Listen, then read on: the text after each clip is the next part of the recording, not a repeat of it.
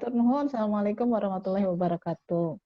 Waalaikumsalam warahmatullahi wabarakatuh. Suara cukup jelas kah? Jelas, Bu? Clear. Oh, alhamdulillah. Alhamdulillahillazi arsala rasulahu bil huda wa dinil haq liyuzhirahu 'ala dini kulli wa kafa billahi syahida. Asyhadu an la ilaha illallah wa asyhadu anna Muhammadan abduhu wa rasuluhu la nabiyya ba'da.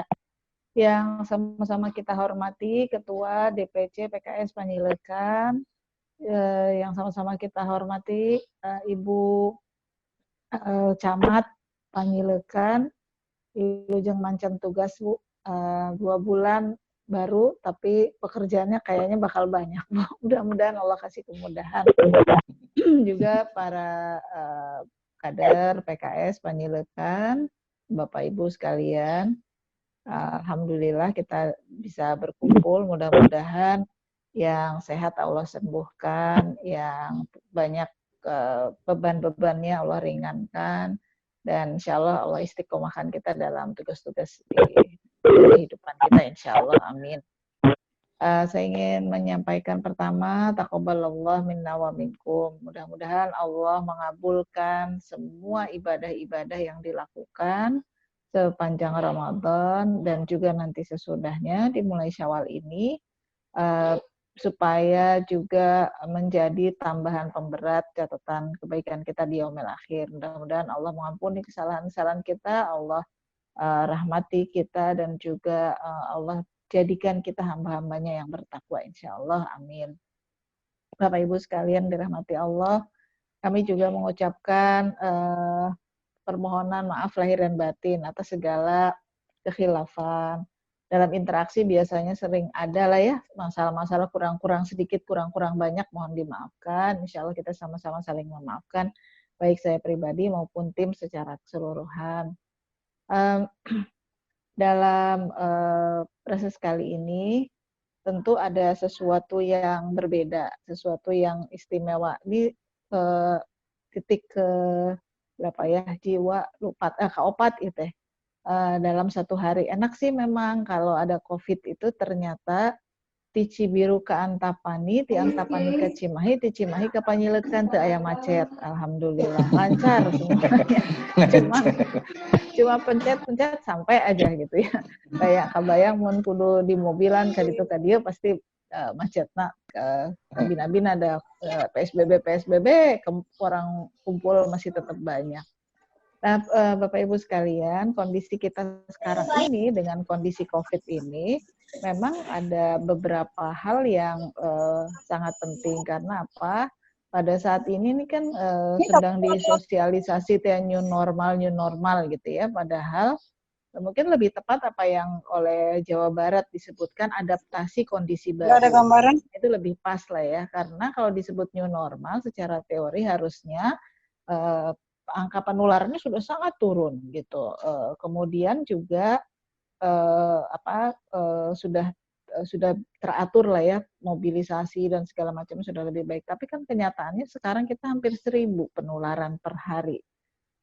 Yang tercatat, yang nggak tercatat mah kita nggak tahu. Jadi baiknya memang kita tetap bersikap di rumah saja, meskipun konon kabarnya PSBB Jawa Barat selesainya tanggal 12 Juni, tapi saya tetap menyarankan lebih banyak memaksimalkan di rumah, kemudian juga menjaga kebersihan, cuci tangan, ganti baju, apalagi kalau harus keluar. Kita juga tidak bisa memaksa semuanya harus di rumah, karena bisa jadi ada yang secara umum harus harian keluar.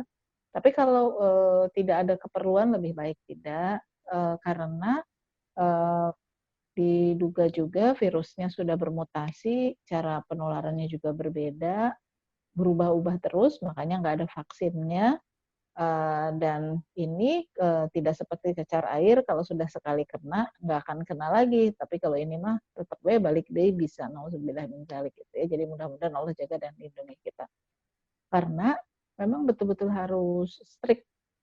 Kebetulan di rumah saya ini berapa hari yang lalu baru lepas isolasi mandiri.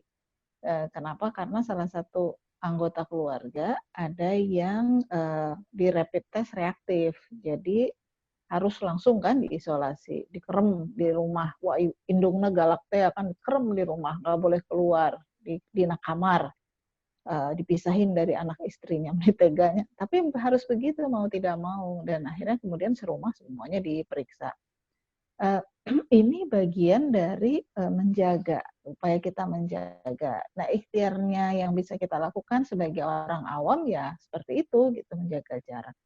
Tapi COVID juga punya implikasi yang cukup panjang, terutama juga terkait dengan ekonomi. Bukan cuma masalah kesehatan, tetapi juga masalah ekonomi, karena semua tatanannya berubah. Yang kita tahu bahwa hospitality, perjalanan, itu semua tidak bisa berjalan dengan baik. Perdagangan, berubahlah semua, polanya semua berubah. Bahkan satu sisi kita semua jadi belajar untuk menggunakan gawai atau gadget, tapi sisi lain memang memerlukan adaptasi-adaptasi yang luar biasa ya terhadap kondisi yang sekarang ini. Jadi memang ke depan kita sama-sama tetap perlu menjaga jarak, menjaga kebersihan, dan kadang-kadang gini, kita cenderung menggampangkan. Ujiannya adalah keistiqomahan, karena kita tidak pernah tahu ini selesainya kapan. Jadi memang keistiqomahan, keburu bosan, mengatasi kebosanan dan segala macam, sebagai kader dakwah justru harusnya kita yang terdepan mengingatkan, dan kita juga menjaga ya semua hal-hal yang berkaitan dengan bagaimana kita bisa tetap survive di dalam keadaan seperti ini. Dan tentu yang lebih penting lagi adalah karena implikasi ekonominya cukup besar, maka apa yang kita bangun di dalam Ramadan, empati, kemudian empati terhadap sesama, jadi satu hal yang sangat penting. Maka kemarin kita pahami bahwa di PKS ada program untuk membantu masyarakat secara umum, juga ini jadi bagian dari upaya kita selain penanganan dalam bidang kesehatan juga dalam bidang ekonomi. Nah, Bapak Ibu sekalian, ada beberapa isu yang ingin disampaikan. Ongkoh itu halal bihalal, tapi isunya isu politik biasanya. Pertama berkaitan dengan kemarin kan ada Perpu nomor 1 tahun 2020 yang akhirnya sudah disahkan, ditetapkan menjadi undang-undang. Satu-satunya partai yang menolak adalah PKS. Mungkin semua mendengar, tapi terus kan pertanyaannya kenapa nolak gitu. Kenapa cuma PKS yang nolak? Ada yang bahkan sudah tidak mau mikir lagi, pokoknya lo penting PKS nolak berarti nggak benar, udah aja gitu ya. Jadi, tapi sisi lain ada orang yang bilang pokoknya kalau PKS nolak berarti itu undang-undangnya bagus, cenah. Bahwa berarti para rubuh gitu semuanya sambil tidak punya argumentasi. Nah, tentu sebagai kader PKS harus tahu dong alasannya apa, kenapa PKS sampai menolak. Pertama, Perpu ini dari sisi judulnya saja sudah bermasalah. Kenapa? Karena si Perpu judulnya kan keadaan penanganan keadaan darurat corona dan keadaan darurat lainnya. Jadi sebenarnya Perpuna bukan cuma buat corona, itu diatur buat ke segala macam darurat. Nah, terus daruratnya juga kumaha. Darurat adalah yang ditetapkan oleh pemerintah. Seperti apa? Jadi ini bisa terjemahannya bisa sangat luas. Nah, PKS menolak dari sisi judul sudah salah. Kedua, dari sisi potensi abuse of power. Jadi ada potensi untuk penyalahgunaan kekuasaan. Karena apa? Karena di dalamnya itu dibuat regulasi-regulasinya, aturan-aturannya yang memungkinkan pemerintah pusat bisa melakukan apa saja. Contoh, sekarang hutang kita tambah banyak Bapak Ibu. Di rumah saja orang tanya tiap hari kita baca doa, Allahumma inni a'udzubika minal hammi wal hazan wa a'udzubika minal azzi wal kasal wa a'udzubika min ghalabatid daini wa qahrir rijal. Kita ingin ya, supaya tidak terikat dengan hutang, tidak terikat dengan orang. Baca doa udah ya kita juga nggak berupaya sedapat mungkin tidak berhutang. Tapi negara kita berhutang sangat besar, dan kalau dijumlah jambleh ditumblekeun ya, bayi yang baru lahir sekarang juga sudah bukan lagi, waktu itu kan kita 6 juta rupiah per bayi yang baru lahir itu sudah punya hutang. Sekarang udah lebih besar lagi karena tadi dengan Perpu itu diberikan keleluasaan untuk ngambil regulasi kebijakan bebas gitu ya untuk itu. Kedua, misalnya harusnya tahapan pertama ini kalau diselesaikan dengan lebih benar ya, lebih tertib, yaitu berkaitan dengan mengatasi dari sisi corona dari sisi kesehatan. Ternyata pemerintah itu motong anggaran, jadi ada peraturan presiden nomor 54 tahun 2020, motong anggaran 405 triliun. 75 triliunnya itu untuk kesehatan. 75 triliun kalau pengadaan regen, kalau buat APD, masker, segala macam harusnya cukup. Tetapi ternyata tidak tetap saja tidak tercapai. Kenapa? Karena dari 75 triliun itu banyak administrasinya, bukan pada kebutuhannya. Sehingga tenaga kesehatan kita sampai kesel kan kemarin sampai bilang udah Indonesia terserah rek dikumahakeun gitu nya. Jadi nggak mau tahu. Nah kondisi yang seperti ini menyebabkan kemudian permasalahannya jadi lebih panjang. Karena semakin panjang corona itu menyebabkan ekonominya juga menjadi lebih drop lagi gitu. Nah ini yang kita sendiri perlu catat betul. Nah pemerintah juga kemudian menaikkan BPJS, yang BPJS semua pada marah gitu. Kenapa? Ya karena memang pada saat ini ada pembenaran untuk melakukan melakukan upaya-upaya enggak jadi ada ketentuan gini, kalau di dalam kondisi normal ada regulasi tentang undang-undang tentang keuangan yang harus begini, harus begitu keadaannya. Tapi dalam Perpres mengatur katanya darurat, jadi boleh gimana saja untuk penyelamatan dan tidak akan dikenai hukuman kalau ternyata ada pelanggaran-pelanggaran. Jadi bisa seenaknya saja. Padahal ketika menaikkan BPJS itu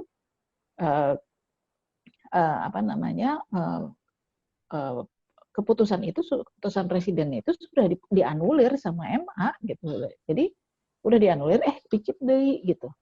Jadi kita memanfaatkan kesempatan gitu. Dari beberapa peraturan presiden sendiri, anggota dewan sendiri banyak yang shock.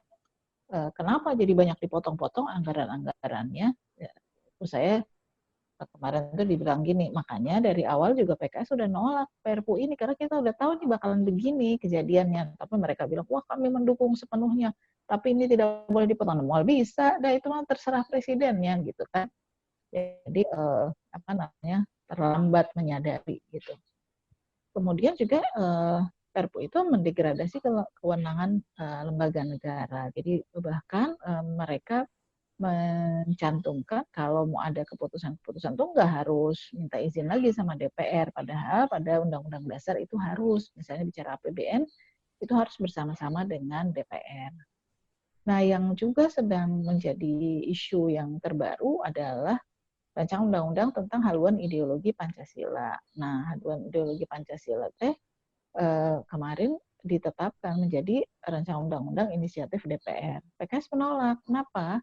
Karena dalam pembicaranya di awal kita sudah mengawal nih, Pancasila tidak boleh bertentangan, ideologi Pancasila nggak boleh ada pertentangan terhadap ketuhanan yang Maha Esa. Jadi nggak boleh tuh kemudian menuduh-nuduh segala macam ya, itu karena itu nggak boleh. Biasanya korbannya kan kaum muslimin. Nah, kita sudah mulai atur itu berkaitan. Dan ada satu nih aturan di dalam konsiderannya, di dalam mempertimbangkannya, yaitu harusnya mempertimbangkan ini memasukkan TAP MPRS nomor 25 tahun 1966 tentang larangan PKI. Kenapa larangan PKI harus dimasukkan? Pertama, TAP MPRS-nya masih berlaku, belum dicabut. Kedua, tentu kalau kita bicara dari sila pertamanya saja, Pancasila, ketuhanan yang Maha Esa, udah nggak nyambung. Ada komunisme itu, maka dengan TAP MPRS itu jadi sejalan. Dilarang, kenapa? Karena komunisme kan tidak percaya kepada Tuhan.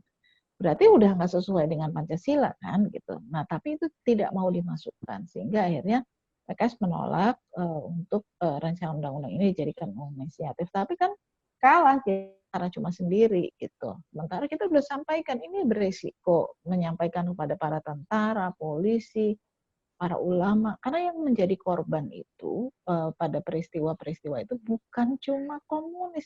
Mereka selalu bilang, oh, orang dituduh komunis jadi begini.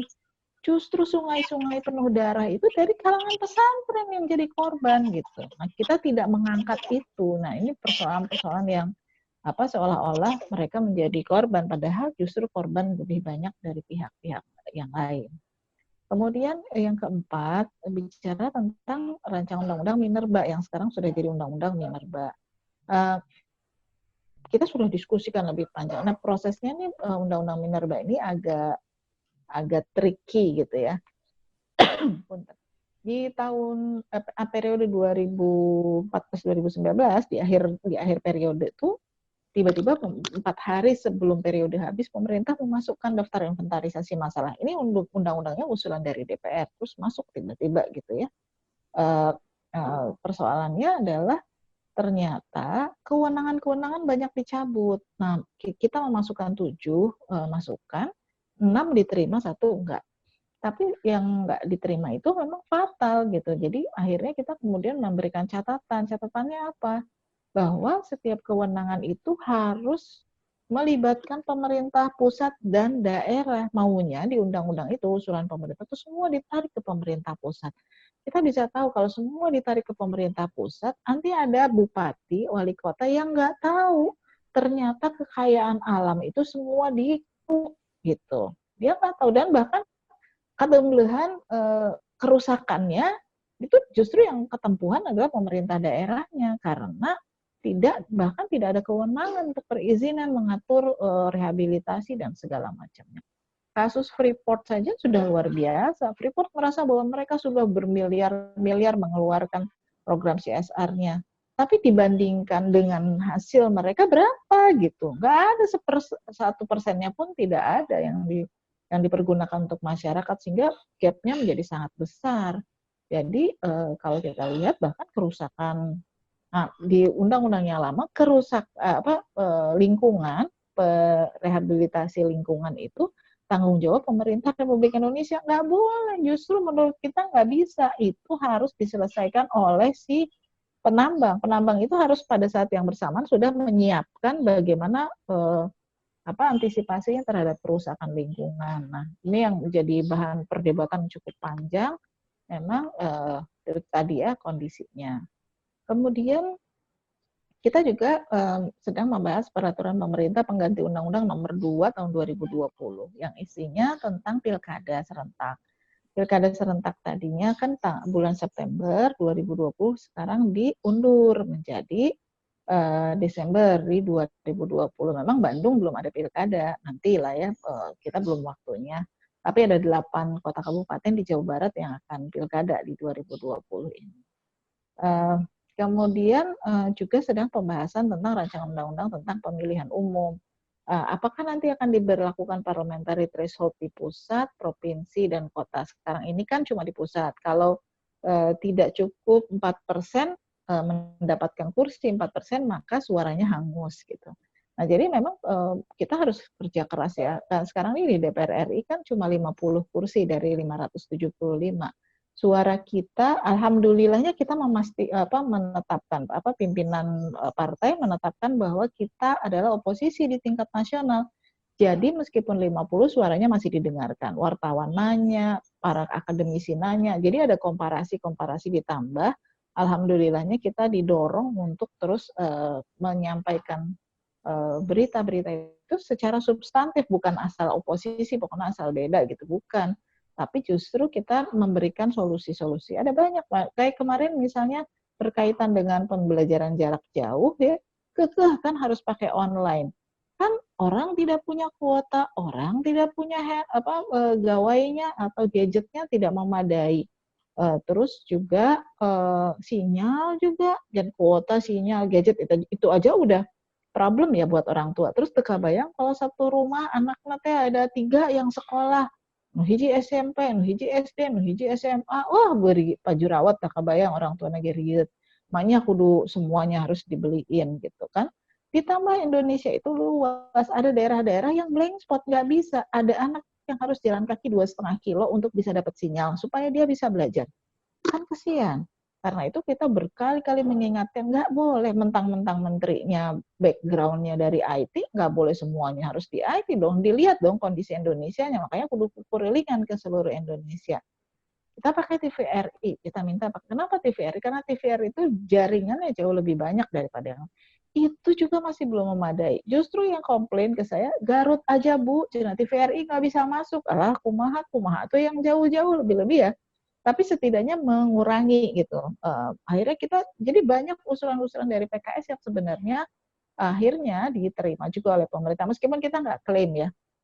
Saya juga misalnya dapat SMS, WA dari orang Perpustakaan Nasional. WA-nya adalah instruksi Kepala Perpustakaan Nasional diminta untuk membuat resensi buku melalui video gitu kan, karena waktu rapat kan misalnya, udahlah kalau pegawai kerja di rumah semua, terus mau disuruh kerja apa? Ya udah bikin aja itu resensi buku, divideokan, kemudian nanti dimasukkan ke YouTube-nya gitu kan. Sebenarnya kan simpel ya kalau dijalankan. Jadi dibilang itu mengikuti saran dari Bu Ledia ya, alhamdulillah, barakallah lah gitu ya, bisa dipakai alhamdulillah. Tapi bukan cuma saya, artinya usul-usul PKS yang lain tuh banyak sekali yang diterima, meskipun mereka nggak akan bilang bahwa itu usulnya PKS loh. Jadi oposisi itu tetap didengar. Jadi bukan berarti bahwa kalau oposisi terus gak didengar. Ya, bab ditinggal-tinggal mah ada-ada aja sih. Tapi kita nggak boleh menyerah, nggak boleh kemudian patah.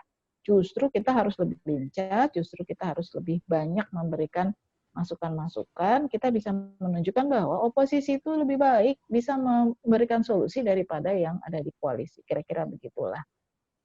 Nah, yang terakhir isunya yang sekarang gak riuh itu adalah RUU Omnibus Law Cipta Kerja. Kemarin sempat ada misalnya kita tidak akan membahas tentang ketenaga kerjaan karena tadinya ada rencana demo besar ya.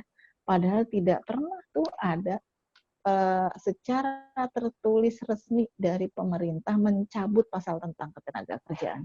Jadi kami di PKS sudah ngingetin sama teman-teman pekerja jangan mau dikelecehin, bahasa Betawi tadi kelecehan tentunya dibohongin lah gitu ya, jangan mau dibohongin karena sebenarnya itu belum ada secara resmi dan kalau pembahasan di DPR itu kan harus yang tertulis resmi gitu kan, tidak bisa sekedar lisan. Meskipun yang mengatakan presiden, pimpinan DPR, tapi sepanjang tidak ada bukti tertulis ya nggak bisa gitu. Nah makanya sekarang sedang dibahas. Kenapa? Karena Cipta Kerja ini sebetulnya berbahayanya dia mengubah konstruksi negara tanpa melalui MPR. Harusnya kan dilewatin di MPR lewat Undang-Undang Dasar. Ini mah nggak, pokoknya diubah aja. Jadi sebagian besar kewenangan ditarik ke pusat. Begitu kewenangan ditarik ke pusat berarti kan otonomi daerah prinsipnya bubar semua. Padahal reformasi menginginkan itu. Kemudian kemudahan-kemudahan, bilangnya sih katanya kemudahan berusaha. Kemudahan berusaha tapi bukan cuma kemudahan berusaha untuk orang Indonesia, membuka keran-keran yang besar untuk asing. Jadi kami melihat bahwa ini berbahaya sekali. Ini justru tidak memberikan keberpihakan kepada tenaga kerja di Indonesia. Ketika kami diskusi misalnya dengan Ikatan Arsitek, begitu membaca pasalnya, waduh ini bahaya, cina kata mereka. Bayangkan, mereka tidak tahu padahal sebelumnya mereka udah diajak bicara oleh Menteri PUPR, tapi nggak tahu selesainya jadina kumaha gitu. Orang diskusi, nah iya jadina kumaha. Nah, itu yang mereka sendiri kaget waktu diajak diskusi sama PKS, sehingga mereka nitip gitu. Bahkan ada di internal pemerintah sendiri, di salah satu lembaga di bawah pemerintah, itu malah justru memberikan masukannya kepada kita. Soalnya nggak didengerin Bu, kita di sana katanya. Ya Allah, padahal itu di internal pemerintah. Nah itu bahasa. Makanya ini teh bukan mau gaya hidung hiji bodas hiji, ini teh sebenarnya hiji menuju rapat omnibus, hiji menuju serang penyilekan gitunya. Jadi tidak akan ada suara dari kuping kanan masuk kuping kiri, Pak Jurawat di dia itu muter di dinya. Jadi ikhwah fillah rahimakumullah, mohon doa supaya PKS menang di 2024. Allahu Akbar. Amin. Allahu Mudah-mudahan kita Akbar. bisa lebih kuat memberikan pembelaan kepada masyarakat. Karena terasa berat itu teh. 50 dari 575 itu bukan perkara yang mudah. Kita tetap harus bisa lebih kuat, mohon doanya supaya nanti kalau banyak mah rada lebih enak lah gitu ya. Toh di Bandung juga kita punya 13 dari 50, masih belum dominan. Kuduna bisa 23 paling sedikit, 26 lah gitu ya. Supaya kita juga bisa mewarnai kebijakan-kebijakannya dengan menyatakan keberpihakan kita kepada umat, kepada masyarakat.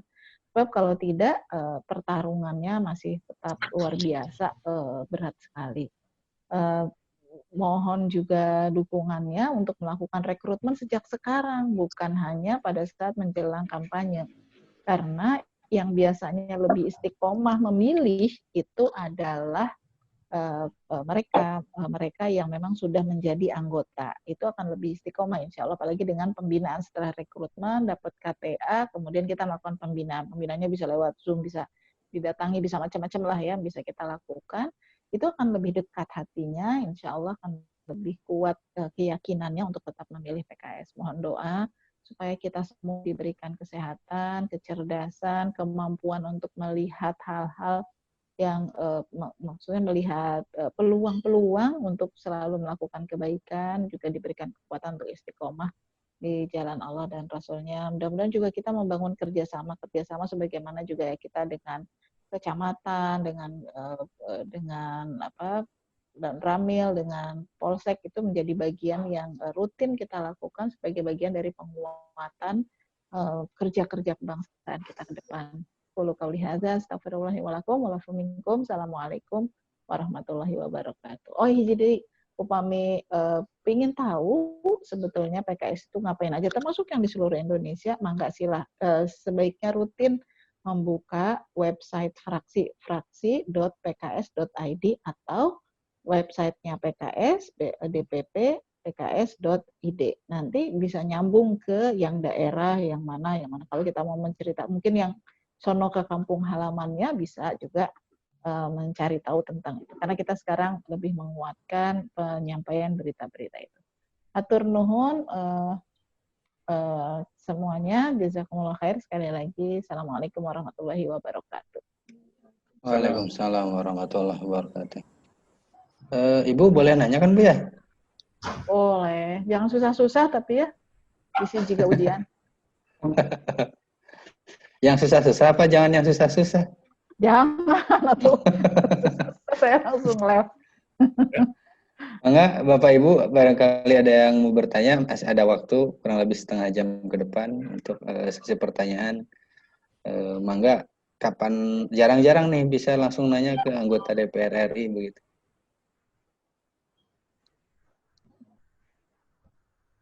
Untuk yang bertanya bisa mengacungkan tangannya, ada di sebelah kanan bawah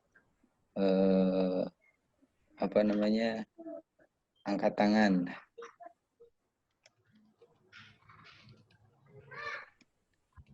Kalau nggak ada yang mau nanya mah jangan dipaksa Pak Dadang. Suaranya tadi di Japri udah ada beberapa yang mau nanya. Oh gitu. Iya. Atau di chat ada. Ustadz Pepen. Ustadz Pepen mana tadi yang nanya? Atau kalau enggak saya dulu boleh? Pak Nandang itu, Pak Dadang. Pak Nandang mau nanya mau. Pak Nandang, mangga Pak Nandang. Di unmute suaranya Ustaz. Di unmute. Nah, udah. Assalamualaikum warahmatullahi wabarakatuh. Waalaikumsalam warahmatullahi wabarakatuh. Atur nuhun kawan tos di ulam biasa gabung di acara reses Ibu Nadia. Terima kasih Bu, atur nuhun bisa jazakumullah. Dan terima kasih juga atas perjuangan ini di DPR. Semoga semakin hebat kita PKS di DPR. Kita sangat berharap banyak ke PKS itu, apalagi di kawan-kawan di kampus gitu ya. Kalau di ngobrol-ngobrol itu, kapan sekarang itu dari sekian partai yang harapan besar kita itu ke PKS setelah partai-partai yang lain memang gabung di koalisi besarnya pemerintah. Ini salah satu kami khawatirkan di dunia maya misalnya ini banyak berkembang. Ini kebangkitan PKI.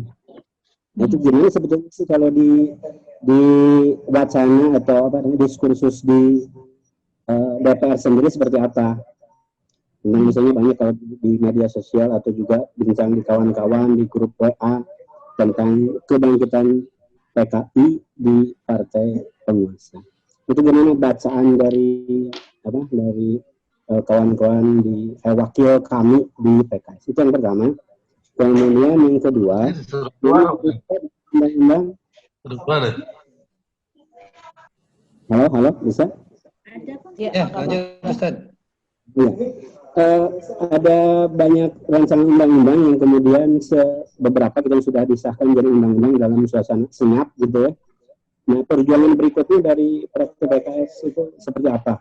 Agar kami masih bisa merasa regret gitu ya dengan wakil kami di sana, agar tidak begitu timpang gitu, kekuasaan begitu sangat dominan, sementara DPR yang berfungsi untuk penyeimbang malah tidak memberikan uang itu kepada kami.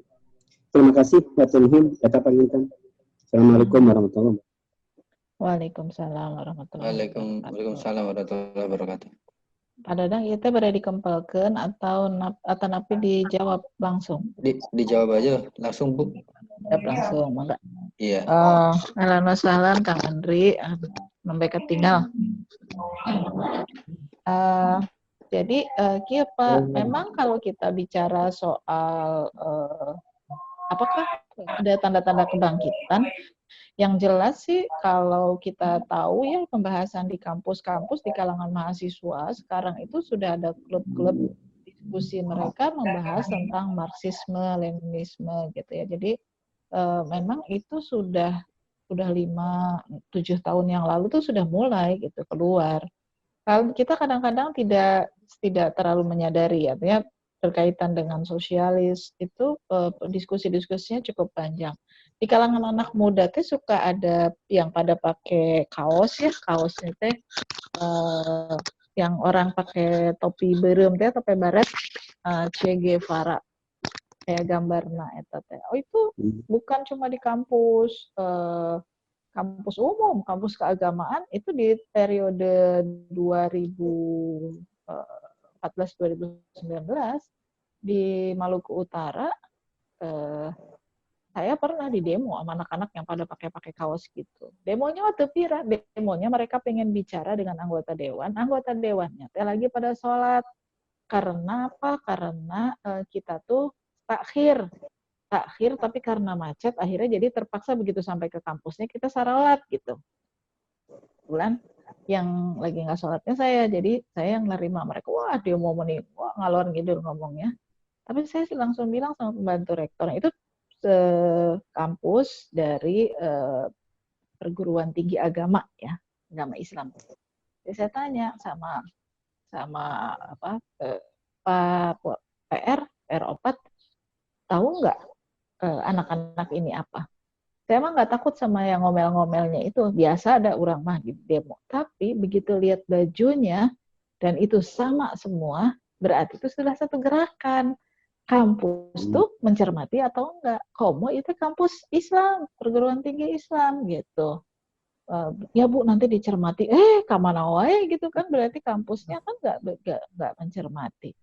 Baru dakte udah sholat juga udah enggak gitu. Jadi kan itu mepet waktu sholat asar, diajak sholat juga enggak gitu. Terus ribut, biasalah ngomong nanti ngalor ngidul kemana-mana gitu ya, bari itu jelas ya. Tidak terstruktur pembicaraannya juga. Dan begitu mau pulang, mobil saya di stop. Kebetulan saya tuh dijemput sama kader PKS, karena sesudah acara itu yang lain mau pulang ke hotel, saya mau beracara dengan kader PKS di sana. Jadi dijemput sama. Di stop mobilnya, supirnya diminta buka kaca. Tugan mah gagah perkasanya, terus bela-bela gitu, ternyata minta uang buat kopi. Nah, jadi perjuangannya kan ukur sakopieun gitulah kira-kira. Tanpa dia sadari ternyata yang menjemput saya itu bibina kene, dan si anak itu pernah tinggal di rumah bibina. Jadi kalau disentak ke bibina. Jadi apa kau katanya gitu. Lumpat terjadi ya. Jadi kopi teh buyar aja nggak jadi. Tapi kalau kita lihat ternyata itu sudah banyak di mana-mana. Dan bagi anak-anak muda, mereka kan tidak tahu ceritanya. tidak tahu bagaimana kisahnya, bagaimana pertarungannya. Nah, sudah tidak terceritakan dalam sejarah, maka itu jadi satu hal yang sangat penting. Nah, gerakan-gerakan yang mengarah pada sosialis itu sudah munculnya sudah cukup lama. Kalau dalam bentuk partai, dulu Partai Rakyat Demokratik, PRD. PRD itu gerakannya, orang bisa jadi pengurus di PRD kalau setidaknya dia bisa menguasai basis desa dengan sedikitnya 300 orang di sana. Nah, sebagian orang PRD ada yang lari ke PSI. Jadi modelnya jadi hampir sama. Maka kalau kita lihat gaya-gayanya, apa aja pokoknya dinyinyirin yang paling penting gitu. Nah, itu kita melihat kita perlu berhati-hati. Sebenarnya kita itu mau bagaimana gitu ya, nah ke arah mana.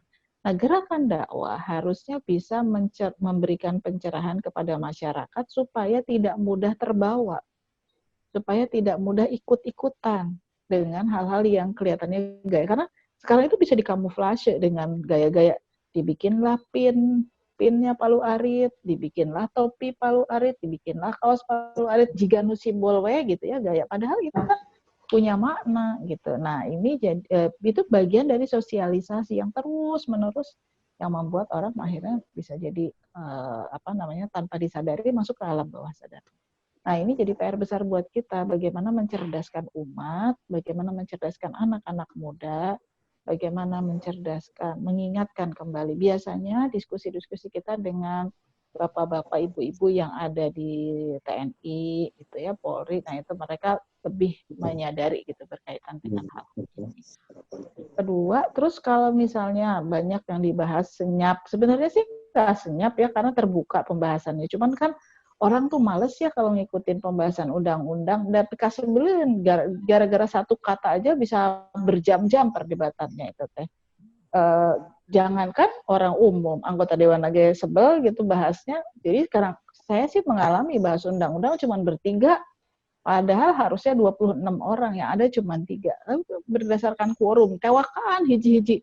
Wah, tanda tangan heula. Tanda tangan terus dia nggak datang juga dia tidak merasa bertanggung jawab. Nggak apa-apa, pokoknya.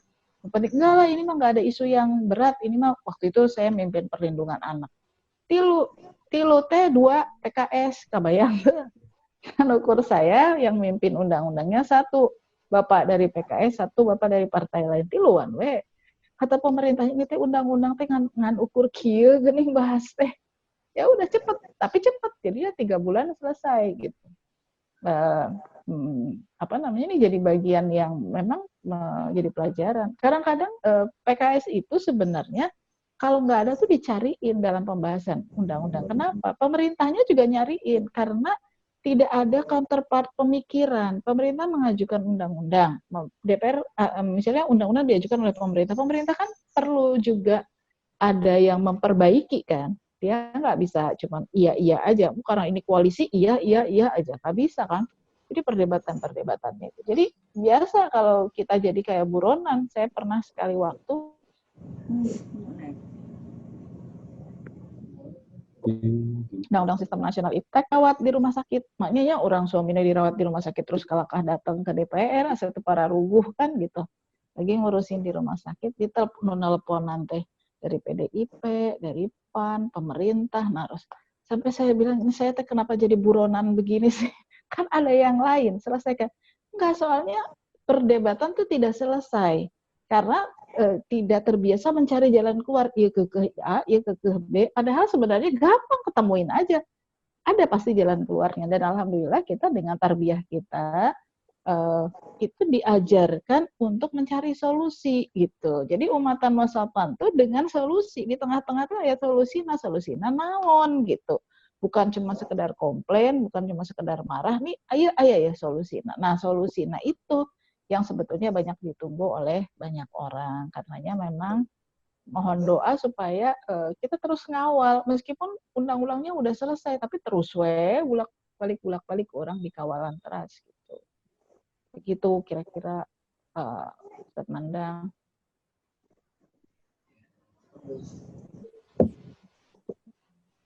Cukup Ustaz? Cukup. Alhamdulillah. Mangga, ada yang mau bertanya lagi? tanya mau kerocokan di masyarakat anak kecil, komunis, anggota komunis yang di DPR gimana? Ustaz Pepen nggak jadi nanya. Oh, Ustaz Pepen mau bertanya ada. Komunis di DPR. Oh, Ustaz, Tadi kan jawabannya kepada Ustaz.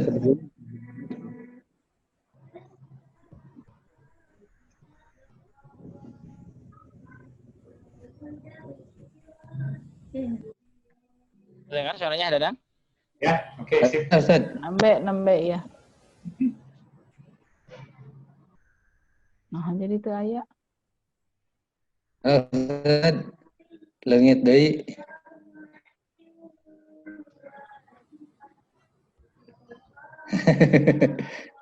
Atau anak bacain aja tuh ya pertanyaannya. Assalamualaikum warahmatullahi wabarakatuh.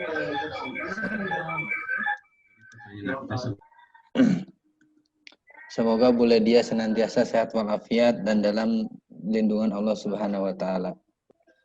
Amin. Saya mengelola lembaga pendidikan swasta. Saat ini sedang menunggu-nunggu terkait regulasi dibukanya kembali sekolah bagi siswa, khususnya di Kota Bandung. Informasi terkait jumlah korban COVID-19 dari anak-anak tidak kami terima secara utuh informasinya. Banyak informasi yang kami sendiri tidak bisa memastikan kebenarannya. Karena satu sama lain mengklaim sebagai lembaga yang memiliki data valid terkait korban anak-anak dari virus ini. Nah, hal ini menjadikan orang tua siswa was-was dalam menyambut tahun ajaran baru yang akan datang. Bahkan wacananya aman dari virus itu di bulan Desember. Jika orang tua merasa peran kami tidak optimal terhadap pelaksanaan KBM, maka dampaknya adalah penyesuaian SPP dan imbasnya kepada penyesuaian gaji guru.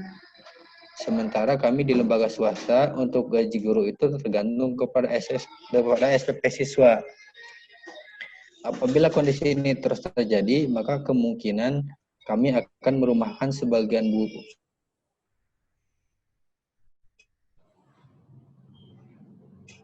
desa. Terkait hal ini, adakah upaya pemerintah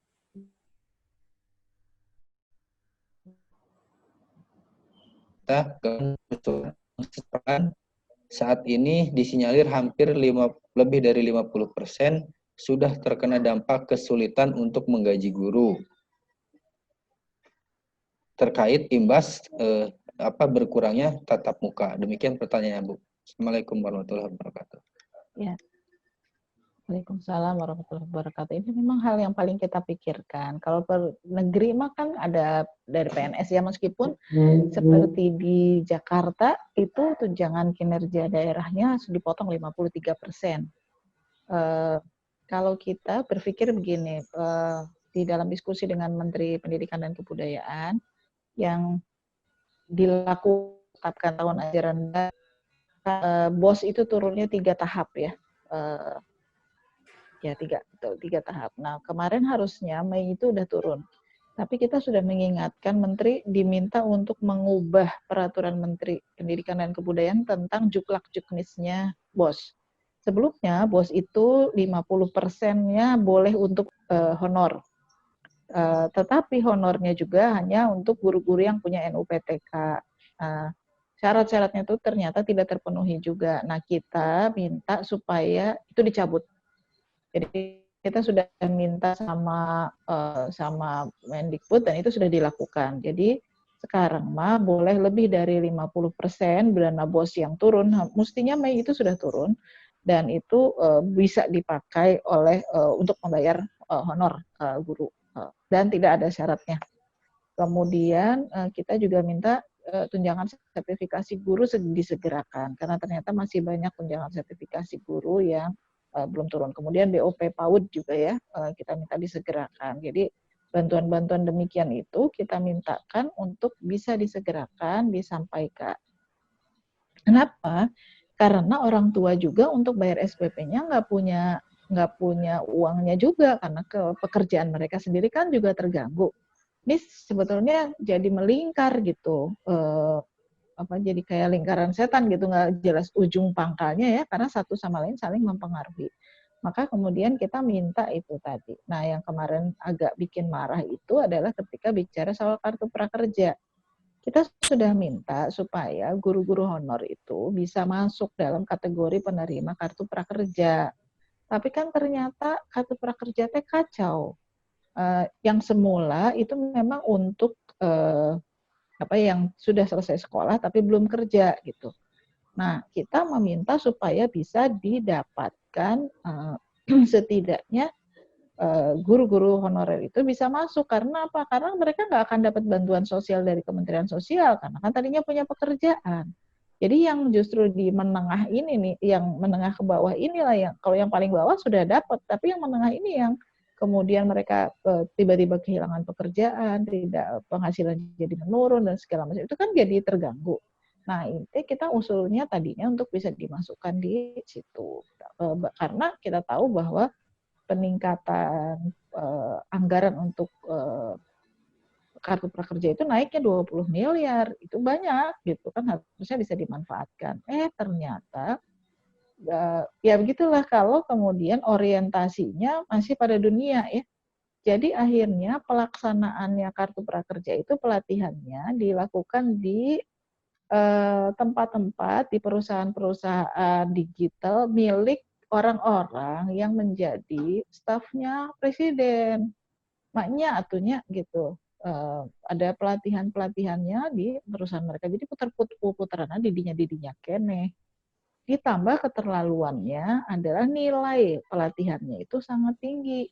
Pelatihan memancing matunya. Pelatihan buat apa pelatihan memancing? Kalau pelatihannya membudidaya lele, masih mending. Ini pelatihan tema memancing atau pelatihan yang lain yang sebenarnya di YouTube bisa dapat gratis. Dan pelatihan-pelatihan itu adalah pelatihan-pelatihan untuk kondisi normal, bukan kondisi COVID. Jadi memang tidak tepat, makanya kemudian dikritik habis-habisan oleh DPR juga. Karena itu membuang uang sia-sia, mubazir. Kenapa nggak sekalian aja diberikan kepada UMKM supaya mereka masih tetap bisa berjalan dan sebagainya. Jadi buat sekolah yang sekarang kita sedang coba adalah tahun ajaran barunya itu tetap bulan Juli yang kita usulkan ya, tapi pembelajarannya tetap jarak jauh. Jadi pembelajarannya tetap tidak ke sekolah karena lebih dari 800 anak sudah terkena COVID. Di Surabaya itu yang di atas 50 sama yang di bawah 50 itu persentasenya sama, termasuk anak-anak. Bahkan rumah sakit di Surabaya ada yang sudah tidak bisa menerima, sudah menolak pasien COVID. Bisa dibayangkan kalau mereka positif, ditolak, nggak bisa kemana-mana, ya nepaknya lebih banyak gitu. Nah ini yang agak mengerikan. Memang wajar kalau orang tua khawatir karena tidak ada kontrol sama sekali. Misalnya anak diantar sama supir Gojek gitu ya, si tukang ojek nate tidak pernah diperiksa kan, bagaimana meskipun dia pakai jaket, meskipun dia pakai masker, tapi interaksi di jalan ketika lagi macet, lampu merah, aya nu bersin lah, kamana kadinya, itu neng, ya lah, sambil megangin supaya duduknya benar gitu kan. Nepana kemana-mana luar biasa itu, mengerikan memang. Jadi wajar kalau orang tua juga khawatir. Jadi sisi lain memang gitu. Jadi yang dilakukan oleh Komisi 10 itu, kenapa kita buka tahun ajaran? Kalau buka tahun ajaran mau nggak mau, kalau buat swasta kan mereka bisa dapat income masuk kan, ada pendaftaran kan. Nah pendaftaran yang kemudian nanti diikuti dengan itu. Dan kita masih meminta supaya dana BOS juga disegerakan, BOS yang ketiga nanti insya Allah akan turun gitu di sekitar September mungkin ya, harus ya betul. Harusnya nih Mei sudah selesai semua BOS-nya. Gitu. Begitu Pak Dadang? Enggak, hatur nuhun Bu. Pak Pepen, gimana? Mungkin tidak ada lagi Bu Lydia yang bertanya? Udah, Ditutup aja mungkin. Enggak, tuh ditutup MC. Oh enggak, ada statement terakhir mungkin dari Bu Lydia. Oh iya, mangga. Atur nuhun wa jazakumullah khair silaturahimnya. Mohon maaf lahir batin kalau belum sempat dialog dengan lebih dalam dengan segala keterbatasan. Mudah-mudahan Allah sehatkan kita, mudah-mudahan Allah berikan kita kemudahan dalam semua urusan. Insya Allah dilapangkan rezekinya, dikuatkan juga fisik lahir batinnya semua, insya Allah. Mudah-mudahan kita semua bisa tetap tegak berdiri menegakkan kalimat Allah ini. Assalamualaikum warahmatullahi wabarakatuh. Waalaikumsalam warahmatullahi wabarakatuh.